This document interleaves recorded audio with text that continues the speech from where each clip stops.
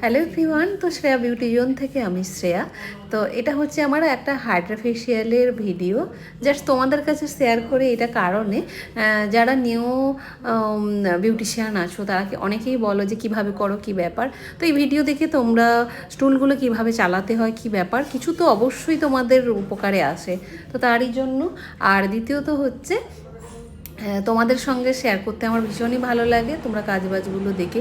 যেটা সবথেকে বড় কথা, অনেকেই বলেছো দিদি আগের ভিডিওটা ফটোটা শেয়ার করলে আমাদের ভালো হতো, ওনার স্কিনটা কেমন। তো দেখো স্ক্রাবিং করছি, দেখো ওর ফেসে দেখো কতটা মানে ডার্কনেস, কতটা তোমার হচ্ছে ডার্ক স্পট হয়ে গেছে, যেখানে সেখানে কালো কালো দাগ ছোপ দেখতেই পাচ্ছ। তারপর তো এখানে লক্ষ্য করলে তোমরা বুঝতে পারবে ওর স্কিনটা কতটাই খারাপ ছিল। তো যাই হোক, ও তো মোটামুটি ও অ্যাকচুয়ালি ও 7 মাইল থেকে এসছে। ও আমার একটা ব্যাজের স্টুডেন্ট হিসেবে জয়েন করেছিল। তো ওর হাজব্যান্ড বাইরে থাকার কারণে ওকে চলে যেতে হচ্ছিলো, যার জন্য ক্লাসটা কমপ্লিট করতে পারেনি।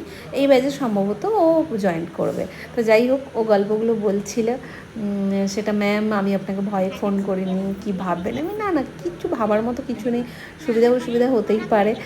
তো ওকে বাড়ি থেকে বলেছিল ওর স্কিনটা ভীষণ খারাপ হয়ে গেছে, তুমি একবার ফেসিয়াল করে আসো।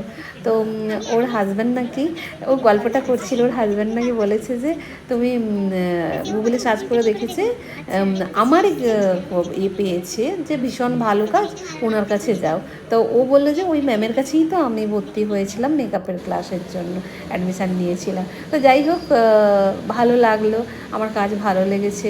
ওনার ওয়াইফকে ভরসা করে পাঠিয়েছেন। তো উনি ভীষণ ভীষণ বাইরে থাকেন, যেটা আমাদের